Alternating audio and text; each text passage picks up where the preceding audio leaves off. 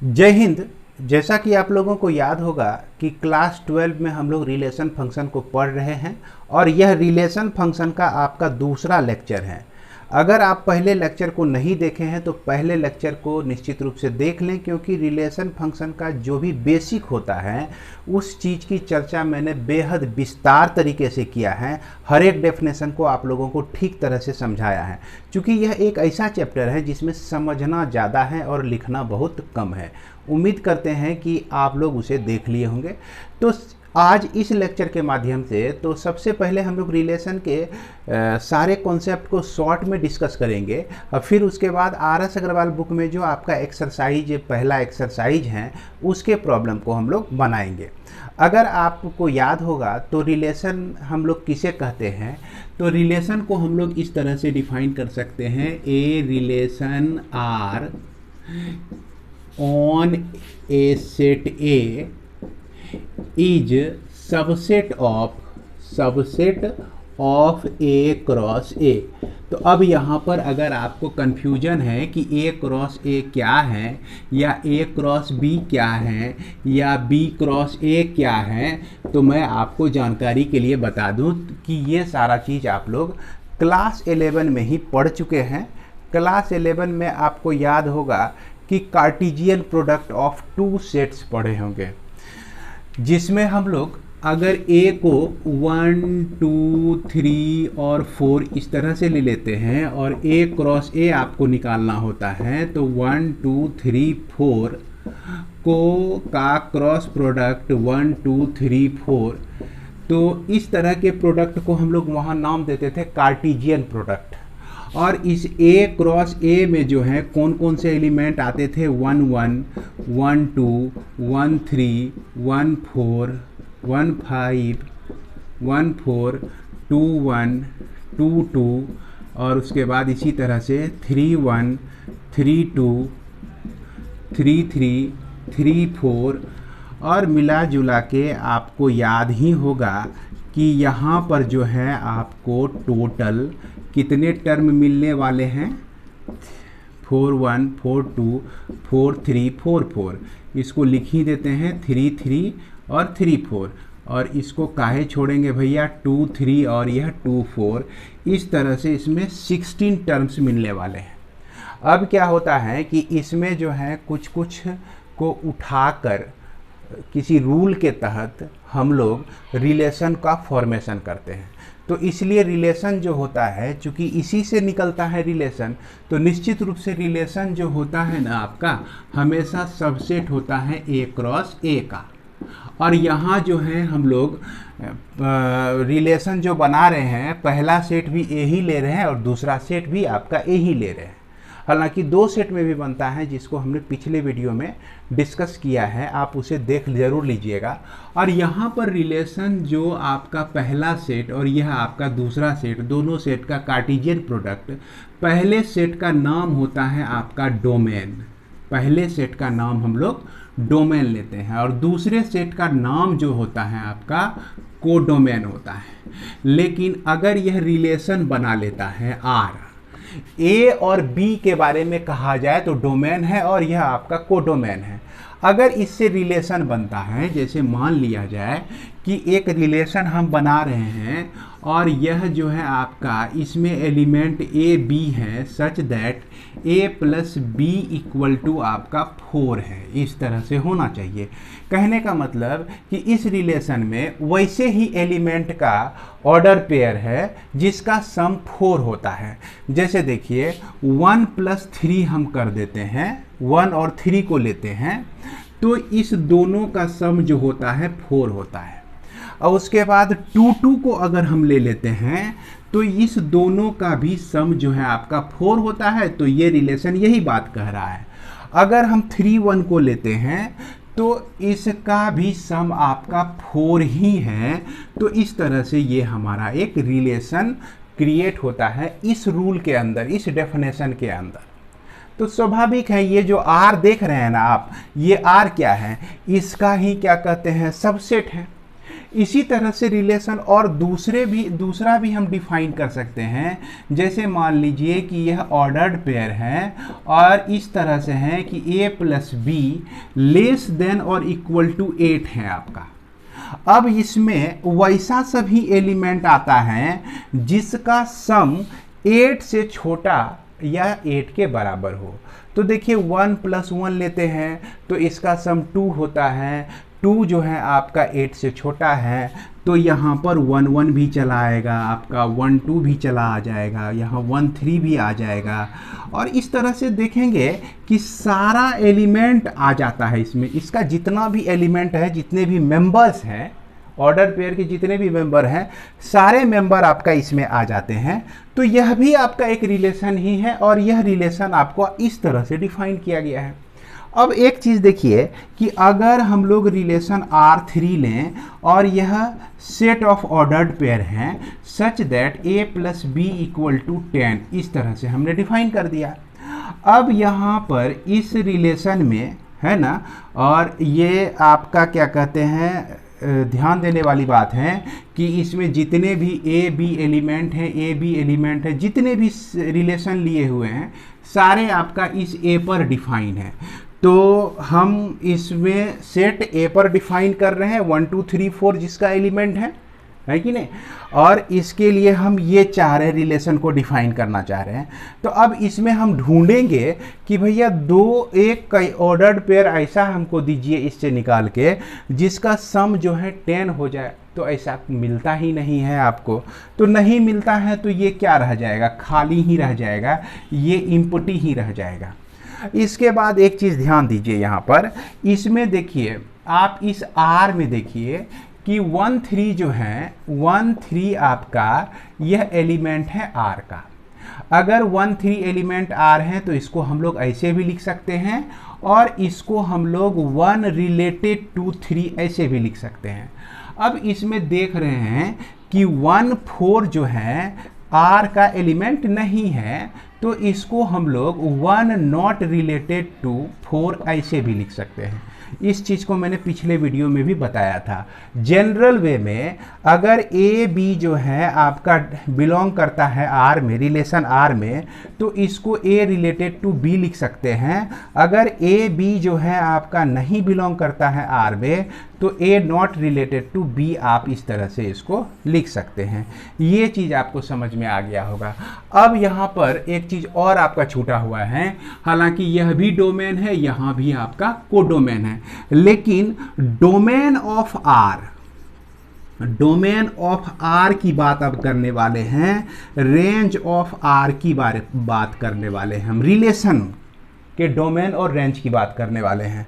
तो इसका मतलब क्या होता है, इसको शॉर्ट में हम लोग डोमेन आर लिखते हैं और इसको तो पूरा रेंज आर ही लिखना होता है। तो इसमें क्या होता है कि किसी भी रिलेशन का जो जितने भी ऑर्डर्ड पेयर हैं उसका first coordinate of each element is called domain. कहने का मतलब कि फर्स्ट ऑर्डिनेट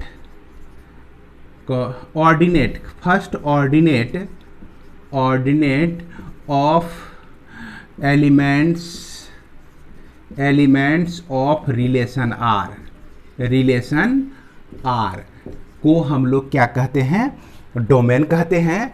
और सेकेंड ऑर्डिनेट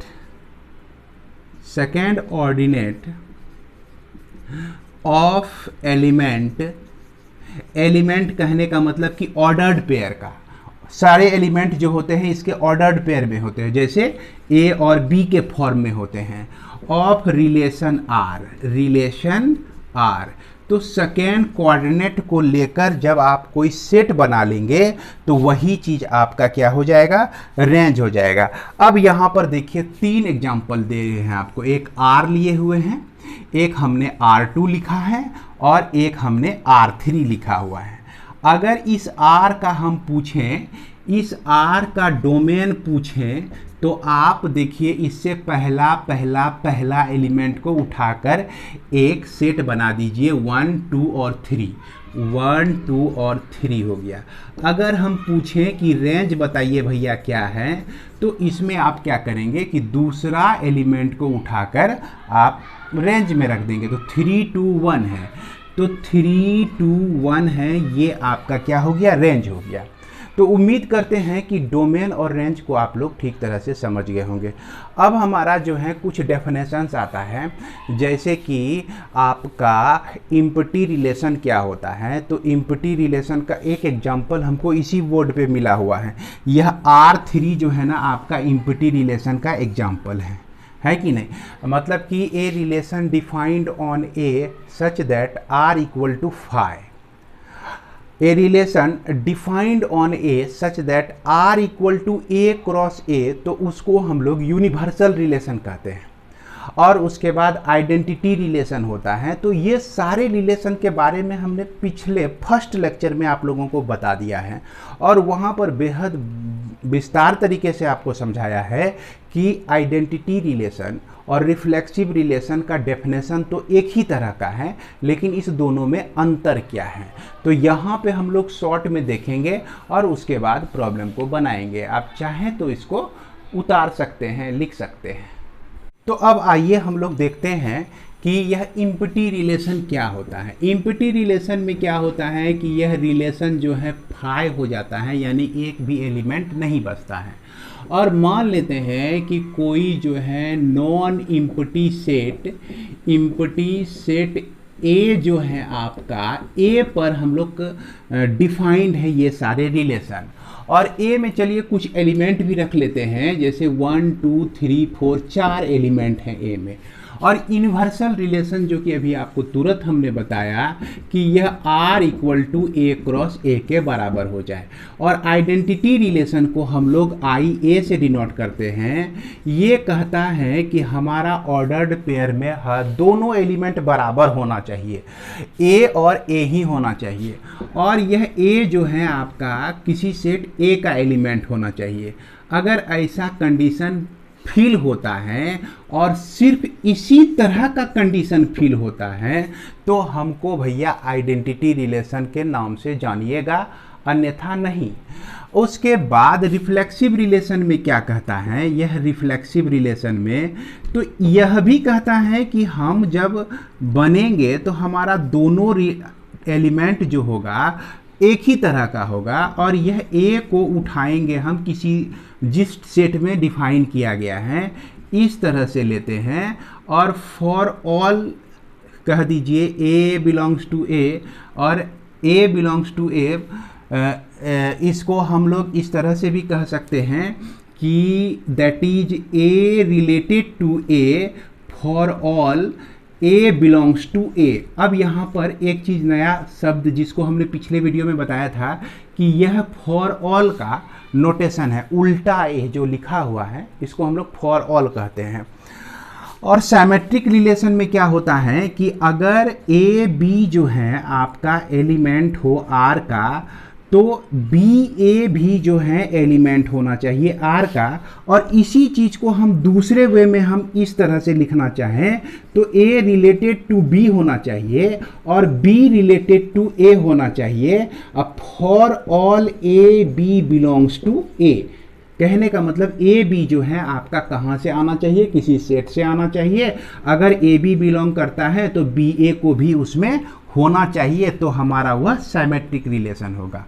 उसके बाद ट्रांजिटिव रिलेशन में क्या रूल है, ए बी अगर आपका एलिमेंट हो आर का, और क्या होना चाहिए कि बी सी भी एलिमेंट होना चाहिए आर का, तो इस स्थिति में निश्चित रूप से ए सी मिलेगा, तब ये हम जो है ना क्या कहते हैं आपका रिलेशन जो होंगे ट्रांजिटिव रिलेशन होंगे। अब for all A B C belongs to R, है ना। अब यहाँ पर एक चीज़ ध्यान रखिएगा कि यह जो रिफ्लेक्सिव रिलेशन है, रिफ्लेक्सिव कहने का मतलब रिफ्लेक्शन, अगर हम सामने में आईना के सामने में खड़े हो जाएं तो हमारा रिफ्लेक्शन से हमारे ही तरह बनेगा ना। तो वही चीज़ है यहाँ पर कि A का रिफ्लेक्शन A ही मिलता है, तो इस तरह का कंडीशन इसमें होना चाहिए। अब यहाँ पर अगर कोई रिलेशन आपका रिफ्लेक्सिव है तो कोई ऐसा रिलेशन जो है जो कि नॉट रिफ्लेक्सिव भी हो सकता है ना। अब कोई रिलेशन सिमेट्रिक है तो इसमें स्वाभाविक है कि वह नॉट सिमेट्रिक भी हो सकता है। सिमेट्रिक भी हो सकता है। अगर कोई रिलेशन ट्रांजिटिव है तो कोई रिलेशन या वही रिलेशन ऐसा भी हो सकता है कि नॉट ट्रांजिटिव भी हो सकता है, ट्रांजिटिव भी हो सकता है। तो मतलब इसी का उल्टा, जहां सिमेट्रिक नहीं है तो कह देंगे नॉट सिमेट्रिक है। इसके अलावे यहाँ जो आप लोग देख रहे हैं कि 3 ऊपर टाइप्स ऑफ रिलेशन है, 3 नीचे टाइप्स ऑफ रिलेशन है, इसके अलावे आपका एंटी सिमेट्रिक रिलेशन है। एंटी सिमेट्रिक रिलेशन जो कि आपके क्लास 12 में नहीं पढ़ना है अभी, लेकिन जानकारी रखना तो बनता है। अगर आप इसकी जानकारी चाहते हैं तो हमारे दूसरा चैनल जो maths master bye RSP sir हैं, उस पर आपको इस तरह का छोटा छोटा डेफिनेशन मिल जाएगा जो कि आपको बुक में भी नहीं मिलेगा। तो निश्चित रूप से उसको सब्सक्राइब कर लीजिएगा और नोटिफिकेशन ऑन कर लीजिएगा। तो नॉट रिफ्लेक्सिव में ऐसा होता है, क्या होता है जो कि नॉट रिफ्लेक्सिव होता है। अब यहाँ पर समझिए कि नॉन इम्पटी सेट है हमारा, और इस empty set, non empty set ए है हमारा। ए के लिए रिफ्लेक्सिव होने के लिए जो है हमारा क्या क्या होना चाहिए कि यहाँ पर इसमें एलिमेंट 1 1 और यह 1 2 2 और यह 3 3 और यह 4 4, अगर ये सारे एलिमेंट आपको मिलते हैं, सभी का रिफ्लेक्शन मिलता है, हर एक एलिमेंट के लिए ऑर्डर्ड पेयर जो मिलता है, डबलेट आपको मिलता है, तो इस स्थिति में आपका रिफ्लेक्सिव भी होता है। अगर इसमें से कोई एक गायब हो जाए, 3 3 बोल देगी कि हम नहीं आएंगे इसमें, जैसे 1 1 ही रह जाए, आपका 2 2 रह जाए और यहाँ 4 4 रह जाए, और यहाँ पर आपका सेट कह रहा है कि इसमें 1 भी है, 2 भी है, 3 भी है, 4 भी है, तो 3 का जो मिरर है, 3 का जो क्या कहते हैं, 3 से जो बनने वाला डबलेट है इसमें मौजूद नहीं है, तो ऐसे कंडीशन में नॉट रिफ्लेक्सिव हो जाएगा। ये कोई भी एक नहीं मौजूद हो तो आपका नॉट रिफ्लेक्सिव हो जाएगा। अब सिमेट्रिक के लिए क्या है कि सिमेट्रिक के लिए हम लोग ऐसा है कि जैसे 2 3 लिए तो इसमें 3 2 को आना ही चाहिए। अगर हम 4 1 लिए और मान लीजिए कि 1 4 नहीं आया, 1 4 किसी खास डेफिनेशन की वजह से नहीं आया, तो इसको हम लोग क्या कह देंगे, नॉट सिमेट्रिक कह देंगे। इस तरह का जब प्रॉब्लम बनाएंगे ना तो और भी क्लियर होगा आपका। अभी हो सकता है कि थोड़ा डाउट आप लोगों का रह जाए। और नॉट ट्रांजिटिव के लिए क्या होता है कि अगर मान लीजिए 1 2 रहे, आपका 2 3 रहे, तो इसके अलावे आपका 1 3 निश्चित रूप से एग्जिस्ट करना चाहिए। और उसके बाद मान लीजिए कि ऐसा हो कि 3 4 रहे और यहाँ 4 1 रहे, है ना, 3 1 4 रहे और 4 1 रहे, तो 3 4 और 4 1 से हमको 3 1 मिलता है, तो यहाँ पर 3 1 एग्जिस्ट ही नहीं करता है। तो इस कंडीशन में नॉट ट्रांजिटिव हो जाएगा। इसको बढ़िया से थोड़ा रुक के आप लोग समझने की कोशिश कीजिएगा, अगर पहली बार देख रहे हैं तो। 1 2 2 1, देखिए 1 2 और फिर उसके बाद BC है, तो यानी 2 1 है। ये आपका देख सकते हैं 1 2 आपका एग्जिस्ट कर रहा है एंड 2 3 भी एग्जिस्ट कर रहा है, तो इससे आपका 1 और 3 भी इसमें एग्जिस्ट कर रहा है। तो चलिए यहाँ तो यह जो है आपका रिफ्लेक्सिव ट्रांजिटिव को फुलफिल करता है, ट्रांजिटिव के नियम का पालन करता है। लेकिन ई जो है आपका 3 4 है, अब 4 1 है, तो 3 1 हमको मिलना चाहिए, तो 3 1 नहीं मिला, हमको नहीं मिला, तो ये नॉट ट्रांजिटिव हो गया। अब यहाँ पर देखिए एक जादू वाला खेल देखिए कि अगर इस 4 1 को हम हटा दें और यहाँ पर 3 4 ही रहने दें, तो 3 4 रहने दें, अब 4 1 नहीं है, इसमें 4 1 से शुरू होने वाला एक भी टर्म नहीं है, सिर्फ इसके चलते आपका ट्रांजिटिव बन रहा है। तो इस स्थिति में जो है आपका यह ट्रांजिटिव माना जाएगा, ट्रांजिटिव ही होगा। हालांकि यहाँ नहीं है ट्रांजिटिव, इसको जो है हम यहाँ पर लेके समझते हैं 1 2 है, 2 3 है, आपका 1 3 है, ये सब मिलकर ट्रांजिटिव को फॉलो करता है। तो इसके बाद अगर सिर्फ 3 4 लिए और इस 4 1 को हटा दिए, तो यह 3 4 तो आपका आया है ना, यह R का रिलेशन है। एंड जो है 4x बिलोंग्स टू R अगर मिलता हमको, 4 के साथ कुछ और भी मिलता तो निश्चित रूप से हमको मिल जाता 3x जो है इस रिलेशन का एक एलिमेंट होता। यानी 4x अगर होता तो ये निश्चित रूप से होता। बात समझ में आ रही है? लेकिन यहाँ पर ये चीज है ही नहीं, और इसका जो डिमांड है ट्रांजिटिव होने के लिए, जो डिमांड है वो डिमांड ही पूरा नहीं हुआ, तो आप कैसे कह सकते हैं कि ट्रांजिटिव नहीं है? ट्रांजिटिव के लिए जो चीज़ फुलफिल होना चाहिए वो पूरा हुआ ही नहीं। फिर से समझिएगा, ये चीज़ हमारा मिला ही नहीं, तो हम वहाँ पर इसको ट्रांजिटिव नहीं है इसके चलते नहीं कह सकते हैं। जैसे मान लीजिए आप स्टूडेंट हैं, आपको ताकत भी है, ताकत के साथ साथ अगर पैसा होता तो निश्चित रूप से आईएएस आप बन जाते। तो आपके पास जो है दिमाग भी है ना, पढ़ने का कैपेसिटी भी है और उतना हिम्मत भी है, और इस सब के बावजूद अगर पैसा होता तो आप आईएएस बन जाते। तो कौन कहता है कि आप आईएएस नहीं बन पाएंगे?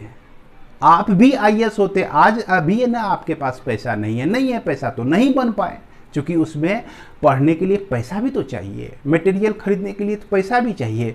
तो उसी तरह का कुछ सिचुएशन है यहाँ पर कि एक चीज़ दो चीज़ है और दूसरा चीज़ और तीसरा चीज़ अगर होता नहीं है आपके पास तो आप नहीं बन पाए, लेकिन अगर होता तो निश्चित रूप से बन पाए। तो यहाँ पर जो है ऐसी सिचुएशन में हम इसको नकार नहीं सकते हैं कि यह ट्रांजिटिव नहीं है। तो प्रायः आप देखिएगा कि सिर्फ आपका उस सेट से ये 2 और 3 लिख दिया, और देखिए ये आपका रिफ्लेक्सिव नहीं है, ये सिमेट्रिक भी नहीं है, लेकिन ये आपका ट्रांजिटिव रिलेशन हो जाता है। लेकिन अगर यहाँ पर आपका 3 और 1 दे दिया रहता, तब आप खोजेंगे, कहेंगे कि अरे तुमको तो सारा साधन मौजूद है, सब साधन तुमको मौजूद है। देखो 2 3 है तो 3 1 से शुरू होने वाला भी एलिमेंट है तुम्हारे पास, तो तुम्हारे पास तो 2 1 होना चाहिए। तो ये कहेगा कि न है बाबू हमारे पास 2 1, तो चल तुम भाग, तुम ट्रांजिटिव नहीं है। अब तुम्हारे पास जो है 3 1 है ये नहीं है, तब इसको हम क्या कह सकते हैं? तो इसको तो मानना पड़ेगा ना हमको कि यह ट्रांजिटिव है। तो उम्मीद करते हैं कि यह छोटी सी बात आप लोग समझ गए होंगे। अब हम लोग जो हैं इसके सारे प्रॉब्लम को आर.एस. अग्रवाल बुक से डिस्कस करेंगे। अगर बेसिक को और भी डिटेल से पढ़ना चाहते हैं तो रिलेशन फंक्शन का पहला वीडियो आप लोग जरूर देख लीजिएगा। क्लियर है? आप चाहें तो इसमें से कुछ लिखना चाहते हैं तो लिख सकते हैं। तो आइए अब हम लोग कुछ प्रॉब्लम के सॉल्यूशन को देखते हैं। ये आपका एक्सरसाइज 1A और बुक आर.एस. अग्रवाल के कुछ प्रॉब्लम को हमने लिखा हुआ है और इसी के सॉल्यूशन को आज डिस्कस करेंगे। तो इसके सॉल्यूशन को डिस्कस करने से पहले मैं आप लोगों को एक राज की बात बता दूं कि मान लीजिए कि आपका रिलेशन जो है बहुत बड़ा सा रिलेशन दिया गया है। जैसे मान लिया जाए कि यह R = 1 1 1 2 1 3 1 4, बहुत सारे एलिमेंट दिए हुए हैं और इसमें से जो है सारे एलिमेंट के लिए यह आपको रिफ्लेक्सिव दिख रहा है, और किसी एक के चलते अगर रिफ्लेक्सिव नहीं होता है तो यह अगर जो इसमें 50 भी रिफ्लेक्सिव के कंडीशन को सेटिस्फाई कर रहा है और सिर्फ एक जो है रिफ्लेक्सिव कंडीशन को सेटिस्फाई नहीं कर रहा है तो इसको हम रिफ्लेक्सिव नहीं कहेंगे। दूसरी बात कि अगर मान लिया जाए कि इस तरह का रिलेशन है 1 2 है तो इसमें 2 1 भी है, 3 2 है तो 2 3 भी है, 4 5 है तो 5 6 भी हैं। इस तरह से बहुत सारे एलिमेंट्स जो हैं सिमेट्रिक के रिलेशन को सेटिस्फाई कर रहा है, लेकिन उसमें से कोई एक एलिमेंट जो है सिमेट्रिक के रिलेशन को सेटिस्फाई नहीं अगर इधर 100-200 भी साइमेट्रिक के कंडीशन को, साइमेट्रिक के डेफिनेशन को फुलफिल कर रहा है लेकिन एक नहीं कर रहा है, तो उस पूरे सेट को हम लोग साइमेट्रिक नहीं कहेंगे। तो बात समझ में आ गई कि चाहे आपके पास 1 बाल्टी खीर हो, 2 बाल्टी खीर हो, 50 बाल्टी खीर हो, बहुत बड़ा क्या कहते हैं टंकी में खीर हो, अगर एक छिपकली उसमें मर गया है तो पूरा टंकी का खीर जो है क्या हो जाएगा, दूषित हो जाएगा, not symmetric, not transitive, not reflexible में कंडीशन में चला जाएगा। और दूसरी बात, ये चीज़ हमने पिछले वीडियो में भी बताया था कि अगर कोई सेट आपका ए हो जिसमें एलिमेंट 1 2 3 और 4 है आपका, और इस रिलेशन को हम लोग 1 1 लिखते हैं, 1 2 2 लिखते हैं, और उसके बाद 3 3 भी लिखते हैं, और उसके बाद 4 4 भी लिखते हैं, तो ये अपने आप में रिफ्लेक्सिव भी है, सिमेट्रिक भी है और ट्रांजिटिव भी है। अब देखिए यहाँ पर ये जो रिफ्लेक्सिव है इसमें तो किसी को आपत्ति नहीं है। सिमेट्रिक होने के लिए हमारा ये कंडीशन है, बी ए को जो है आर में होना चाहिए। अब इसमें देखिए 2 2 जो है इसमें एग्जिस्ट कर रहा है, पूछे कि 2 2 इसमें है जी, तो आप कहेंगे हाँ सर। अब फिर देखो तो बाबू कि ये 2 जो है इधर आ गया और ये 2 जो है इधर आ गया, तो इससे जैसा भी एलिमेंट बना तो क्या इसमें एग्जिस्ट कर रहा है, तो फिर आप जवाब देंगे हाँ जी, है कि नहीं। आपसे पूछा जाए मान लीजिए कि 2 2 आप एग्जिस्ट कर रहा है, तो जितनी बार भी पूछा जाए तो आप हाँ ही ना कहिएगा, समझ गए बात को। मान लीजिए कि आप कोई फार्मूला याद कर लिए, हमने पूछा कि क्या रे मोहन याद हो गया ये फार्मूला, तो आप बोलेंगे हाँ जी। कोई दूसरे टीचर भी पूछते हैं तो वहाँ भी बोलेंगे हाँ जी। उसके बाद अगर जो रिलेशन के मामा दादा चाचा कोई भी पूछ लेते हैं कि ये फार्मूला याद है, तो सबको कहेंगे हाँ जी हाँ जी।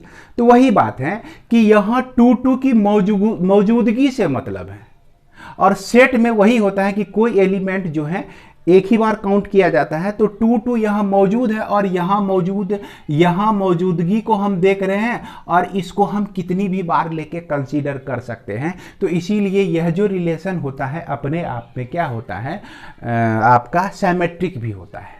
इसके बाद यह ट्रांजिटिव भी होता है। इस चीज़ को हमें लगता है कि समझाने की ज़रूरत नहीं है, लेकिन एक बात ध्यान दीजिएगा कि अगर इस R में 1 1 हो और यह 2 2 भी मौजूद हो और 3 3 भी मौजूद हो आपका, लेकिन 4 4 मौजूद नहीं हो, और यह डिफाइन है आपका A 1 2 3 4 पर डिफाइन है, समझ गए। तो ये जो रिलेशन होगा आपका रिफ्लेक्सिव नहीं होगा, क्योंकि भैया 4 4 इसमें नए एलो हैं, इसीलिए हम इसको रिफ्लेक्सिव नहीं कहेंगे। लेकिन ये इसमें जितने भी एलिमेंट हैं यह सिमेट्रिक के रिलेशन को सेटिस्फाई कर रहा है, ट्रांजिटिव के रिलेशन को सेटिस्फाई कर रहा है। तो इस चीज़ की भी चर्चा हमने पिछले वीडियो में किया था, और हो सकता है अगर कन्फ्यूजन रहा हो तो वहाँ भी आप लोग देख सकते हैं, है ना। आपको समझाने का मैंने पूरा प्रयास किया है और पूरे डिसेंट तरीके से, यानी कि अभी तक के जितने भी अनुभव हमें हुए सारे अनुभव को हमने डालने की कोशिश की। अब यहाँ पर दूसरा नंबर, पहला नंबर इसमें क्वेश्चन था कि define relation domain and codomain. तो रिलेशन और डोमेन और कोडोमेन तो आपका डेफिनेशन तो हो ही चुका है, शुरू में ही हमने बताया। अब इसमें देखिए कहता है कि डोमेन और रेंज को निकालिए। तो इसमें जो है पहला एलिमेंट जो होता है आपका क्या होता है, डोमेन होता है। तो यहाँ -1 1 और 2 और यह -2, -1 और यह 1 और यह 2 और -2 इसका डोमेन हो गया। और उसके बाद रेंज जो हो जाएगा इसका क्या हो जाएगा आपका, यह दूसरा कोऑर्डिनेट जो होगा आपका, देखिए 1 1 4 4 है, तो 1 1 4 4 हम किसी भी एलिमेंट को 2 बार जो है नहीं लिख सकते हैं, यहाँ पर 1 4 ही हो जाएगा, इसका रेंज हो जाएगा। अब तीसरे नंबर में कहता है कि एक सेट इस दिया गया है 1 2 3 4 6 दिया गया है, और इसमें कहा रिलेशन कि ए जो है ए का एलिमेंट है, बी भी जो है ए का एलिमेंट है, और ए डिवाइड्स बी, ए जो है बी को डिवाइड करता है। तो अब इसमें आने वाला एलिमेंट 1 जो है 2 को डिवाइड करता है, 1 जो है आपका 3 को भी डिवाइड करता है तो 1 3 ले सकते हैं, 1 जो है 4 को भी डिवाइड करता है तो 1 4 ले सकते हैं, 1 जो है 6 को भी डिवाइड कर सकता है, करता ही है, कर क्या सकता है, करता ही है, तो ये भी ले सकते हैं। अब देखिए 2 जो है 3 को डिवाइड नहीं करेगा, 4 को करेगा, 6 को करेगा, तो 2 4 और 2 6 इससे एलिमेंट हमको मिल जाता है, 2 4 और 2 6 है ना, डिवाइड करता है। अब चलते हैं आगे, 3 जो है 4 को डिवाइड नहीं करता है, 3 जो है 6 को डिवाइड करता है, तो इससे आपको मिल गया 3 6 मिल गया। अब इसमें पूछ रहा है पहला नंबर की रिलेशन, तो ये बन गया हमारा रिलेशन। उसके बाद पूछता है डोमेन, तो इसमें डोमेन 1 हो जाएगा, फिर 2 भी आ जाएगा और उसके बाद 3 भी आ जाएगा, तो ये हो गया डोमेन हो गया आपका। और इसके बाद अगर पूछ रहा है आपको रेंज, तो रेंज में सेकेंड कोऑर्डिनेट ये 2 3 4 और फिर उसके बाद 6 4 तो ले ही लिए हैं, 6 भी ले ही लिए हैं, 6 भी ले ही लिए हैं, तो क्या किया गया 2 3 और 4 6, 2 3 और 4 6 जो है इसका आपका रेंज हो गया। अब इसके बाद 4 नंबर देखिए, इसमें कहता है कि a और a Q, a is a prime numbers less than 10, तो प्राइम नंबर जो है आपका लेस देन 10 2 है, 3 है, उसके बाद 5 भी है और उसके बाद 7 भी है और उसके बाद आपका 8 नहीं है, 9 नहीं है, 10 भी नहीं है। तो इतने सारे प्राइम नंबर है जो कि आपका किससे छोटा है भैया, 10 से छोटा है। तो इससे जो बनने वाला आपका रिलेशन है a और a क्यू के रूप में है। इट मीन्स क्या हो गया, 2 है तो 2 का क्यूब, 3 है तो 3 का क्यूब, 5 है तो 5 का क्यूब, 7 है तो 7 का क्यूब। कुछ इसी तरह की बात बोल रहा था ये रिलेशन बनाने के लिए। तो यही सब एलिमेंट हो जाएगा रिलेशन में। फर्स्ट कोऑर्डिनेट जो है आपका डोमेन को इंडिकेट करेगा और सेकेंड कोऑर्डिनेट जो है आपका रेंज को इंडिकेट करेगा। तो उम्मीद करते हैं कि आप लोग इसे समझ गए होंगे, इसकी समझदारी में दिक्कतदारी नहीं हो रही होगी।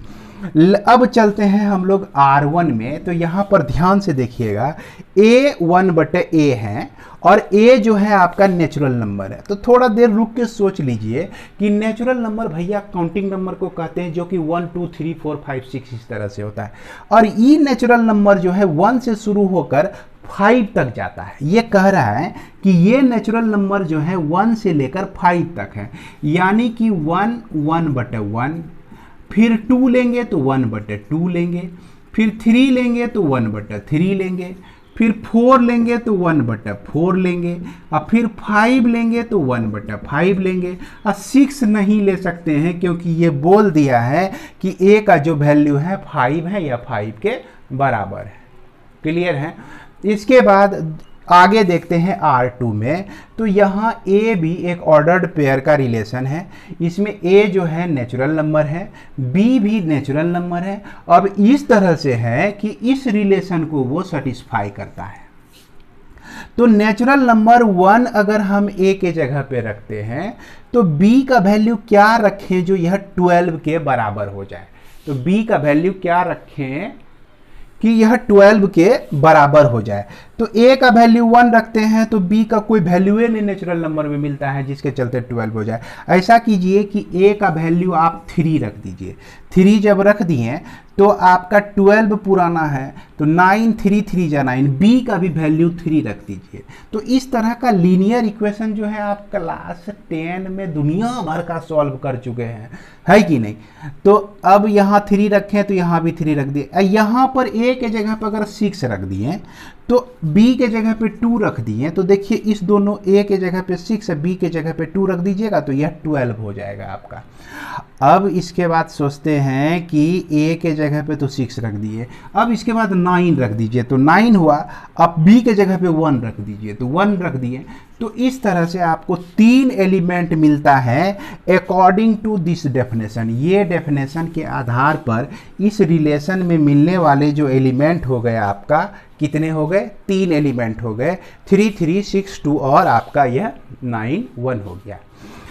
अब यह लास्ट जो कह रहा है कि यह ए बी है और बी जो है mod of A minus B है और ए जो है जेड में बिलोंग करता है। तो थोड़ा सा दिमाग पे जोर डाल के सोच लीजिए, ए जेड है तो कहने का मतलब 0 1 2 3 से लेकर इन्फिनिटी तक और 0 -1 -2 -3 से लेकर इन्फिनिटी तक। लेकिन उतना नहीं जाना है, ये कह रहा है कि मॉड ए का वैल्यू हमेशा 3 से छोटा होना चाहिए। तो अब देखा जाए कि मॉड ए का वैल्यू हमेशा 3 से छोटा या बराबर होना चाहिए। इसमें अगर हम 1 रख देते हैं तो यह ठीक है, 2 रख देते हैं तो यह भी ठीक है, 3 रख देते हैं तो यह भी ठीक है, लेकिन 4 रख देते हैं तो यह ठीक नहीं है, नहीं है, नहीं है, नहीं है। तो इसको हम लोग हटा देंगे।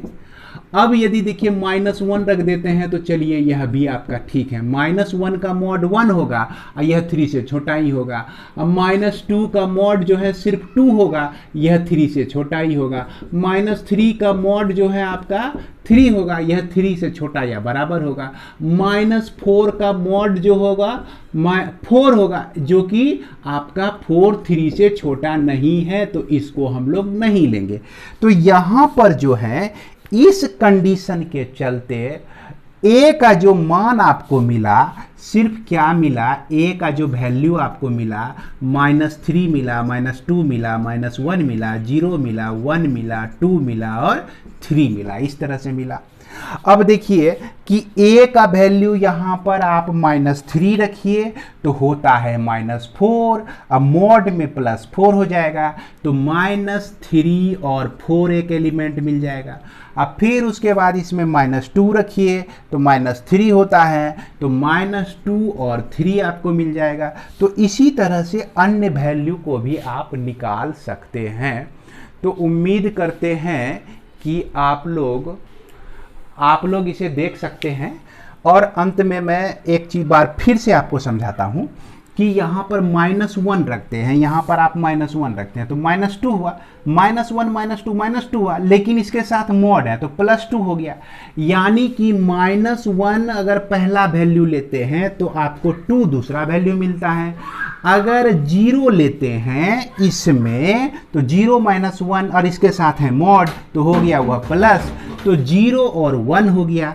अब यदि 1 को लेते हैं तो 1 -1 करने से 0 हो जाता है और उसके बाद यह वैल्यू 1 के लिए आपको 0 मिल जाता है। तो इसी तरह से रिलेशन के अन्य एलिमेंट को भी हम लोग सेलेक्ट करके लिख सकते हैं।